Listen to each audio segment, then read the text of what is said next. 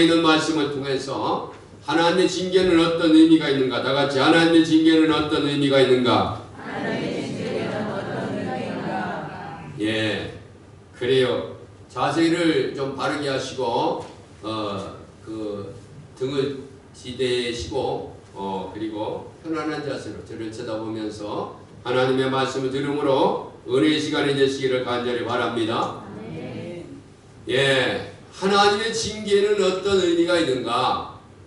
그 BC 975년경 다윗이 인구 조사를 해서 하나님의 진노를 사게 되었습니다.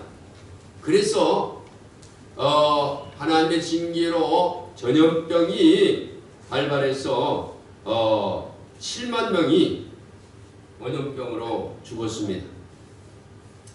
전염병 원인은 하나님의 징계입니다. 다윗이 사단의 그 충동질로 인구조사를 하게 한 겁니다.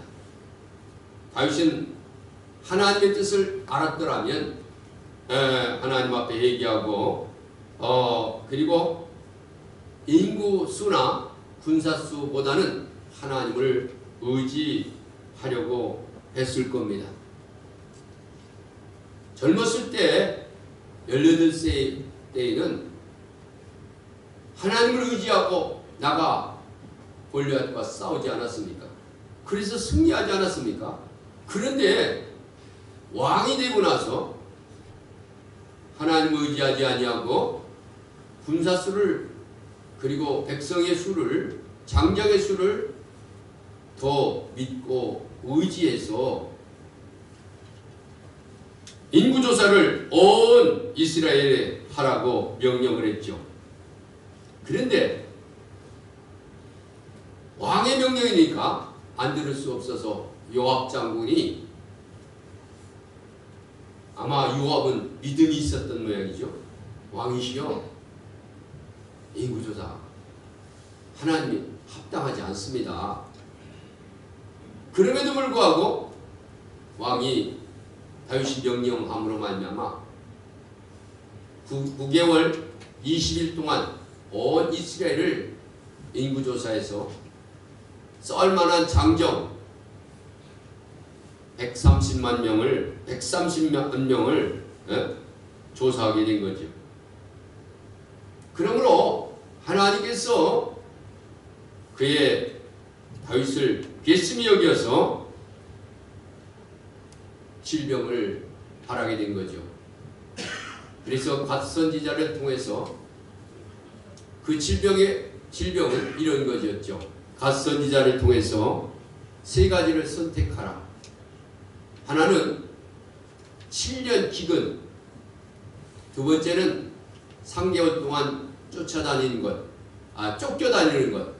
그리고 하나는 3일 동안 온욕, 지금처럼 코로나 바이러스 질병으로 3일 동안 고통을 당하는 것, 셋 중에 하나를 선택하라고 했습니다. 그때 다윗은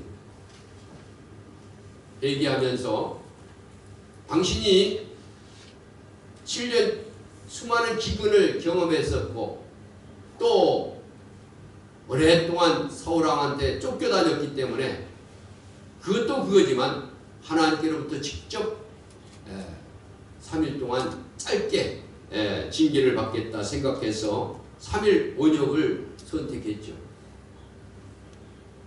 그런데 3일 온욕으로 말미암아 하루에 3일 동안 7만 명이 죽는 거예요. 그래서 하나님 앞에 갓 선지자가 다윗에게 아리우나 타작마당에 가서 제단을 쌓고 회개하며 하나님 앞에 번제를 드리라고 했습니다. 이 번제단은 어떤 것입니까? 아브라함이 이삭을 번제로 드렸던 희생제단 아닙니까? 그것이 아나우라 타작마당이요, 그것이 나중에 솔로몬의 성전터가 된 거죠. 그곳에 번제를 드리고 하나님 앞에 회개하라고 해서 다윗이 하나님 앞에 번제를 드리고 회개할 때에 질병이 물러갔습니다. 할렐루야. 다윗은 이 갓선지자 말씀대로 하나님 앞에 회개하며 번제단을 쌀 때 질병이 물러간 줄 믿습니다. 할렐루야. 중국 우한에서 시작된 이 코로나19 전염병이 약 이제 13만 명 정도 된다고 그러죠. 그리고 우리는 어제 통계에 보면 8,083명인가요? 그리고 사망 환자 72명이라고 나옵니다. 그러므로 말미암아 이 질병으로 경제가 위기에 빠졌고 또한 말할 수 없는 그 어려운 일들이 일어나고 있습니다. 21세기 과학, 의학이 발달했음에도 불구하고 이런 바이러스 하나를 잡지 못하고 우왕좌왕하는 모습을 볼 수가 있죠.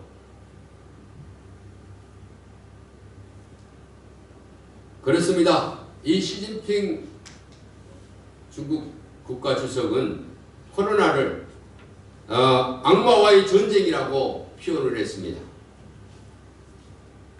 하나님의 징계의 심판입니다. 다윗은 회개해서 제단의 싸움으로 징계가 철회되었듯이 우리들도 하나님 앞에 회개하고 번제를 쌓아 하나님 용서를 받고 이런 질병이 물러가도록 해야 될 줄 믿습니다. 할렐루야. 그렇습니다. 오늘 본문은 하나님의 징계에 대한 말씀입니다. 솔로몬은 이렇게 얘기를 하고 있습니다. 훈계를 저버리는 자는 궁핍과 수욕이 이르거니와 경계를 받는 자는 존용을 받는다. 그뿐만 아니라 24절에 보니까 매를 아끼는 자는 그의 자식을 미워함이라. 자식을 사랑하는 자는 근실히 징계하느니라. 징계하느니라. 할렐루야. 이 초달이라는 것은, 매라는 것은 초달로, 어려운 말로 초달이라고 그래요. 옛날 성경에 초달이라고, 지금은 매라고 그랬습니다. 이 매는 시베트라고 히브리어에 말하고 있는데 이는 해초리라는 말입니다.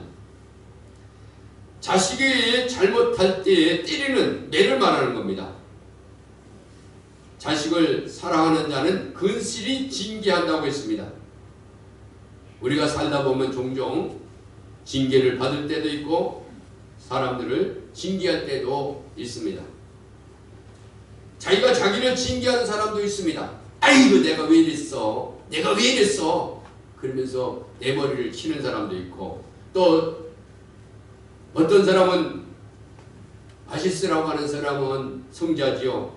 발가벗고 가시밭에 뒹굴기도 했고, 어떤 사람은 무릎으로 계단을 오르기도 했습니다.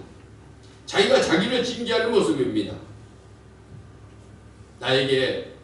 나를 징계해달라고 요청하는 것이죠. 어느 왕은 매일 아침 일어나면 신하를 시켜서 해골을 가지고 들어와서 말하겠습니다. 왕이시여, 왕도 죄를 지면 이렇게 빨리 갑니다. 그래서 자기를 돌아보는 그런 왕이었죠. 다른 사람에게 또 자기에게 징계하기도 합니다. 하나님께서 이렇게 잘못하면 징계해달라고 스스로 자청하는 사람도 있습니다. 저는 가나안 농군학교에 들어가서 3일 동안 훈련을 받은 적이 있습니다. 그런데 그때 가나안 농군학교 김용기 장로님이 하시는 기도를 들은 적이 있습니다. 그분은 이렇게 기도를 하는, 아주 무섭게 기도하는 그런 소리를, 기도를 들었습니다. 하나님, 내가 내 눈이 범죄하면 내 눈을 뽑아주십시오. 내 다리가 범죄하면 내 다리를 잘라주십시오. 내 손이 범죄하면 내 손을 잘라주십시오. 이런 기도를 대중 앞에 과감하게 하시는 그런 모습을 보았습니다. 그런데 하나님께서도 우리에게 징계하실 때가 있다는 거죠. 그러면 그 징계의 정체를 모시고 또 징계를 받으면 징계에 대한 반응의 자세가 있다는데요.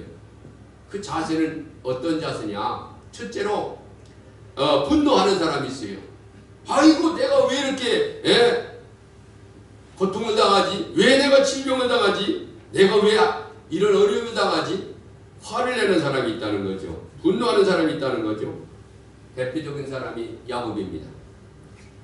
야곱은 징계를 받을 때 왜 하필이면 내냐고 화를 냈습니다. 하나님이 이 형 야곱은 사랑하고 왜 나만 미워하느냐고 그러면서 아버지 이삭을 미워하면서 예서가 받을 축복을 야곱이 가르치지 않습니까? 그래요. 편애한다고 화를 내면서 분노하는 그런 야곱. 요셉의 형들도 마찬가지입니다. 요셉의 형들도 왜 야곱 아버지가 요셉만 사랑하느냐고. 그래서 요셉을 미워해가지고 팔아버리지 않았습니까?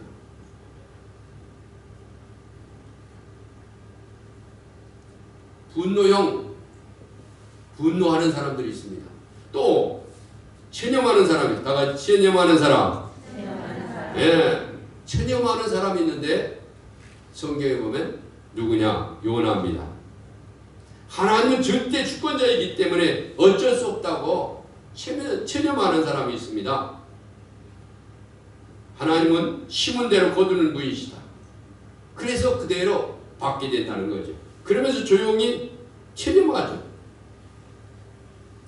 로마 시대 때에 아버지는 절대 주권자였습니다. 그래서 아들을 낳으면은 아들을 살릴 권한도 있고 죽일 권한도 있어요. 그런 선택 권한이 아버지에게 주어졌어요.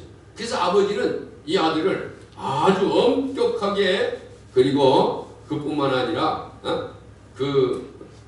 순종적으로 키웠다는 거죠. 그래요. 마찬가지로 하나님의 징계를 주면 어쩔 수 없다고 받아들이는 체념형. 그래서 요나는 풍랑이 나 때문에 왔다고 나를 바다에 던지라고 체념하면서 어쩔 수 없이 운명을 받아들이는 그런 사람이 요나입니다. 그 다음에 훈련형이 있습니다. 다 같이 훈련형. 하나님이 징계를 주실 때 분노하는 그런 야곱도 아니고 체념하는 요나도 아니고 이 징계는 나를 훈련시키려고 주시는 선물이라고 생각하는 형이 있다고 말입니다. 그래서 성경에 보면 그가 누구냐면 욥입니다. 욥은 어떻게 말했느냐면 이렇게 얘기를 했습니다. 내가 앞으로 가도 그가 계시지 아니하고 뒤로 가도 보이지 아니하며 그가 왼편으로 일하시나 만날 수 없고 그가 오른편에서 돌이키시나 비울 수 없구나. 나의 가는 길은 오직 그가 하시나니 그가 나를 단련하신 후에 정금같이 나오리라. 할렐루야. 그렇습니다. 훈련으로 생각하는 훈련시켜서 크게 쓰시려고 하는 특별한 계획을 가지고 있다고 하는 거죠. 이같이 하나님께로부터 징계를 받을 때에 야곱같이 분노하는 사람도 있고 또 요나같이 체념하는 사람도 있고 욥과 같이 훈련으로 생각하는 그런 사람도 있습니다. 그러면 도대체 징계란 어떤 의미입니까? 징계의 의미에 대해서 말씀을 드립니다. 첫째로 징계는 하나님이 사랑한다는 증거예요. 다 같이 징계는 하나님이 사랑한다는 증거다. 그렇습니다. 징계는 하나님이 나를 사랑한다는 의미입니다. 증거라는 거죠. 여기 훈계를 저버리는 자는 궁핍과 수욕에 이르거니와 징계를 받는 자는 존용을 받느니라. 존용을 받느니라. 할렐루야. 또 히브리서 기자는 뭐라고 했냐면 그가 사랑하는 자를 징계하시고 그의 받으시는 아들들마다 채찍질 하시느니라. 그래서 징계가 없으면 사생자라고 했습니다. 아들이 아니라는 거죠. 내가 참으로 징계를 받기 위함이라 하나님의 아들과 같이 너희를 대우하시나니 어찌 아비가 징계하지 않는 아들이 있으리요. 징계는 다 받는 것이거늘 너희에게 없으면 사생자요 참 아들이 아니니라. 징계하지 않으면 아들이 아니다 그 말입니다. 징계가 있다면 사생자가 아니라는 참 아들이 아니라는 증거죠. 아들이라는 증거죠. 그래요. 그래서 이 버나드 존 쇼라고 하는 사람은 하나님 이렇게 기도했습니다. 주여 나에게도 징계를 주시옵소서. 그래요. 징계가 없는 사람은 사랑하지 않는다는 거죠. 사랑하기 때문에 징계한다는 겁니다. 징계는 하나님의 사랑의 증표다 그런 얘기입니다. 어느 날 목사님이 무교병의 쓴나물을 함께 먹으라고 설교했습니다. 무교병은 뭡니까? 누르고 없는 빵이죠. 거기에 쓴나물 함께 먹으라. 쓴 것에 또 쓴 것. 맛없는 것에 쓴 것을 먹으라는 거죠. 어려울 때 어려운 일을 하라는 것이고 어려울 때 하나님 앞에 얘기하라는 거죠. 그런 설교를 한 후에 마치고 났는데 어떤 한 사람이 면담을 요청해요. 그리고 목사님 마주 앉았을 때에 자기 주머니에서 칼을 꺼내놓고 얘기를 합니다. 뭐라고? 나는 오늘 처음으로 교회에 나왔습니다. 나는 채무자입니다. 그런데 그가 얼마나 나를 괴롭히는지 내가 그 사람을 죽이려고 칼을 준비하고 있었습니다. 그러나 오늘 말씀을 듣고 나서 쓴나물도 무교병과 함께 먹으라는 말씀을 듣고 그를 사랑하기로 작정했습니다. 내게 준 고난을 나로 하여금 하나님을 만나게 해주시는 하나님의 뜻인 줄 믿게 되었습니다. 할렐루야. 징계는 사랑인 줄 믿습니다. 부모가 자식을 맺지라는 거예요. 그래서 그러므로 징계를 받을 때에는 하나님이 나를 사랑하신다 그런 뜻이라는 겁니다.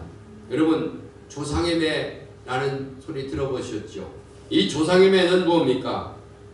자식이 부모의 말을 안 듣고 순종하지 않으면 부모의 자식과 함께 그 조상 묘에 가가지고 당신 자신의 종아리를 때린다는 거죠. 그러면서 울면서 이렇게 조상들 앞에서 별 면목이 없다고 자기 자신을 때린다는 거예요. 그래서 그 자녀를 그 자녀를 바른 길로 걸어가게 한다는 것이 조상매죠. 그렇습니다. 우리가 징계할 때 하나님께서 어떤 것으로 징계합니까? 코로나 바이러스처럼 질병으로 징계를 합니다. 교통사고로도 징계합니다. 사업 실패로 징계합니다. 가족 중에 먼저 돌아가시는 일로 징계할 수도 있습니다. 이 모든 것은 다 사랑해서 주시는 징계입니다. 그렇습니다. 우리는 여러 가지 징계가 있습니다. 여러분 아브라함이 롯이 아브라함과 소돔과 고모라 땅을 들어간 적이 있습니다. 그러나 아브라함 롯의 가정을 구원해서 하나님께 간구했죠. 그래서 하나님께서는 아브라함의 기도를 들어응답해 주셨습니다. 롯은 아브라함으로부터 4번씩이나 빚을 지었습니다. 첫 번째로 그가 롯이 아브라함을 따라서 가나안 땅으로 나오지 않았습니까? 또 그뿐만 아니라 아브라함 때문에 뭐를 했습니까? 부자가 되지 않았습니까? 또 아브라함 때문에 붙들려 갔다가도 종으로 붙들려 갔다가도 다시 구출되지 않았습니까? 또 소돔과 고모라 성에서 구원받지 않았습니까? 이 아브라함 때문에 구원받았죠. 그런데 그의 후손들은요, 이 아브라함을 4번씩이나 은혜를 받았음에도 불구하고 이 후손들은 그의 은혜로 갚지 않고 악으로 보상한 것을 볼 수가 있습니다. 그래서 참 그래가지고 어떤 그 악을 악으로 갚았느냐면 모압 선지자 발람이 이스라엘을 저주하라고 했고, 에브 시대의 롯의 후손들이 이스라엘을 침공했고, 여호사밧 시대에 또 이스라엘을 침략했을 뿐만 아니라 이스라엘 성전이 무너졌을 때에 협력하지 않고 방해했죠. 이렇게 선을 악으로 갚는 롯의 후손들을 향해서 하나님께서는 네 선지자로 하여금 저주하게 했습니다. 이사야 선지자, 예레미야 선지자, 에스겔 선지자, 스바냐 선지자, 이 4 선지자들이 롯의 후손들의 멸망을 계속해서 예언했습니다. 결론은 하나님의 백성, 이스라엘 백성들이 잘 되기를 바라시는 하나님의 계획이다, 그 말입니다. 징계는 하나님의 사랑의 동기다, 그런 얘기입니다. 다 같이 징계는 하나님의 사랑의 동기다. 그렇습니다. 징계는 하나님의 사랑의 동기입니다. 그뿐만 아니라 징계는 하나님의 자녀라는 거예요. 다 같이 하나님의 자녀다. 그렇습니다. 징계는 사랑의 동기고 하나님의 자녀라는 증거죠. 아까도 말씀을 드렸듯이 하나님의 자녀이기 때문에 솔로몬은 그렇게 얘기했지 않습니까? 훈계를 저버리는 자는 궁핍과 수익을 거리와 징계를 받는 자는 조용을 받느니라 그랬습니다. 또 히브리서 기자는 뭐라고 했습니까? 내 아들아, 주의 징계를 경휼히 여기지 말며 그의 꾸짖음을 받을 때 낙심하지 말라고 그랬습니다. 징계는 반드시 뜻이 있다는 거죠. 하나님의 뜻이 있어서 경휼히 여기는 사람은 경휼히 여김을 받게 된다는 거죠. 여러분, 요나가 타고 있던 배가 풍랑으로 요동쳤습니다. 이는 니느웨로 가라고 니느웨로 가라고 하시는 하나님의 명령을 어기고 다스로 가는 요나에게 징계했습니다. 그렇습니다. 그래서 징계를 받아가지고 그 배에 탔던 모든 사람들이 다 고통을 당하지 않았습니까? 요나 하나 때문에 뱃속에 있는 모든 사람들이 손해를 보고 어려움을 당하고 고통을 당하는 것을 볼 수가 있습니다. 그래서 징계를 경휼히 여기지 않은 자는 다에게는 하나님의 뜻을 발견하게 되고 하나님의 축복을 받아 누리게 되는 거죠. 그러나 징계를 경휼히 여기는 자는 고통을 당하게 되는 거죠. 여러분, 노아홍수 때에 사람들은 하나님의 징계하시는 사실을 경휼히 여겼습니다. 별것도 아닌 그런 비 조금 온다고? 그러면서 경휼히 여기다 결국 다 물에 빠져 죽지 않았습니다. 그러나 하나님의 징계를 경휼히 여기지 아니하고 엄하게 여기고 그 말씀에 순종했던 노아의 8 식구들은 다 구원받은 줄 믿습니다. 할렐루야. 그렇습니다. 징계는 하나님의 자녀라고 하는 증거이죠. 그 다음에 3번째 마지막으로 징계는 유익을 주시려는 증거입니다. 다 같이 유익을 주시려는 증거. 그렇습니다. 징계를 받으면 유익된 일이 일어날 것이라는 증거입니다. 그래서 시편 기자는 이렇게 말했습니다. 고난을 당하는 것이 내게 유익이라. 이로 인하여 주의 내가 주의 율례를 배우게 되었나이다. 고난당하는 것이 내게 고난당하기 전에 내가 그릇 행하더니 이제는 주의 말씀을 지키나이다. 할렐루야. 그래서 어떤 성도는 이런 의미심장한 말을 했습니다. 진정한 눈물은 영혼을 아름답게 한다. 볼지어다 하나님께 징계받는 사람에게는 복이 있도다. 욥기서 5장 17절에 징계받는 사람은 복이 있다고 그랬습니다. 여러분 잘 아다시피 하나님을 향한 징계가 대표적인 것이 있습니다. 누구냐면 바울입니다. 바울은 그가 삼천층에 올라가는 영계를 보았던 축복의 사람이었습니다. 하나님을 만나고 돌아온 후에 가시와 같은 그런 질병을 가지게 되었습니다. 그래서 하나님 앞에 그 질병이 떠나기를 위해서 3번씩이나 기도를 했습니다. 간절히 기도했습니다.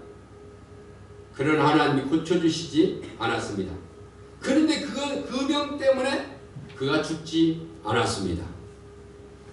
그리고 그에게 아주 누가 의사를 붙여줘서 일생 동안 누가 함께 다닐 수가 있었을 뿐만 아니라 일생 동안 그 가시 때문에 자고하지 않았다. 교만하지 아니하고 나태하지 아니하고 그거를 위해서 하나님 앞에 기도했다. 그런 얘기입니다. 그 때문에 더 열심히 신앙생활하게 됐다. 그 말입니다. 고쳐주셨다면 일찍 고쳐주셨다면 그렇게 열심으로 사명을 감당하지 않았을지도 모릅니다. 그러나 그것 때문에 열심으로 그것 때문에 더 열심으로 사명을 감당하게 됐다는 거지. 하나님의 섭리는 아주 정말 묘한 것이죠. 그렇습니다. 결론적으로 바울이 유익됐다는 거죠. 그러므로 징계받을 때에는 낙심하면 안 되죠. 미국의 이민간 집사님이 간증을 합니다. 그가 가족 전체가 이민을 가기 위해서 그 대학교에 갈 때에 영문학을 전공하고 싶어 했습니다. 그래서 영문학과에 지원을 했는데 불합격했어요. 얼마나 실망이 됐겠습니까? 그런데 제2지망으로 국문학을 전공했습니다. 그리고는 안타까운 마음으로 왜 하나님이 나에게 말씀을 안 들어줬을까? 그러면서 억지 못해서 국문학을 전공하고 그리고는 미국으로 갔죠. 이민 갔죠. 가족과 함께. 그리고 열심히 미국에서 신앙생활을 하는데 어느 날 담임 목사님이 사무실을 부르는 거예요. 그러면서 갔더니 이렇게 말하는 거예요. 집사님 왜요? 우리 교회에 그 영문학을 공부한 사람들이 많지 않습니까? 근데 우리 교회에 이제 국어학당을 만들려고 하는데 적임자는 집사님밖에 없네요. 그러니까 우리 집사님이 좀 해주십시오. 그때서야 그를 깨달았다는 거예요. 야, 하나님께서 내게 왜 영문학을 공부하지 않고 국문학을 공부하기 위해서 이렇게 이곳에서 봉사할 수 있고 헌신하고 또 이렇게 잡도 생길 수 있을까? 그래가지고 너무 감사했다는 얘기죠. 그때 당시는 그렇게 불합격해서 어려워 힘들었지만은 지내놓고 보니까 하나님 뜻이 있었다는 거죠. 그렇습니다. 나보다 하나님은 더 잘 알았어요. 그렇습니다. 나의 지푸레만 머리로 하나님을 이해하려고 하지 마시고 하나님의 뜻을 생각하는 여러분들이 되어야 될 줄 믿습니다. 행위가 때리면 때릴수록 더 잘 돕니다. 유익된다 그런 얘기입니다. 그렇습니다.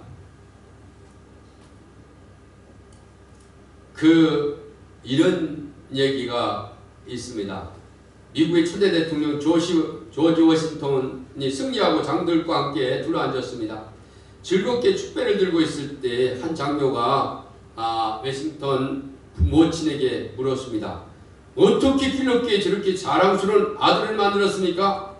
그때 그 모친이 말하기를 나는 아들에게 어떤 일이 있어도 순종하는 법을 가르쳤지요. 순종하지 않으면 징계를 서슴지 않았음지요. 그렇습니다. 이렇게 때로 다스림으로 훌륭한 아들을 만들었다는 거죠. 그렇습니다. 우리가 징계는 세 가지 의미를 가지고 있습니다. 첫째로 징계는 하나님이 우리를 사랑한다는 증거요. 두 번째로 하나님이 우리의 징계는 하나님의 자녀라는 증거요. 그리고 세 번째로 징계는 하나님의 유익을 주시려고 하시는 뜻이라는 거죠. 마지막으로 도종환 시인의 담쟁이 시라는 시를 봉독하고 마치도록 합니다. 담쟁이, 저것은 벽, 어쩔 수 없는 벽이라고 우리가 느낄 때에 그때 담쟁이는 말없이 그 벽을 오른다. 물 한 방울 없고 씨앗 한 톨 살아남을 수 없는 저것을 절망의 벽이라고 말할 때 담쟁이는 서두르지 않고 앞으로 나아간다. 한 뼘이라도 꼭 여럿이 함께 손을 잡고 올라간다. 푸르게 절망을 다 덮을 때까지 바로 그 절망을 잡고 놓지 않는다. 저것은 넘을 수 없는 벽이라고 고개를 떨구고 있을 때 담쟁이 잎 하나는 담쟁이 잎 수천 개를 이끌고 결국 그 벽을 넘는다. 기도하겠습니다.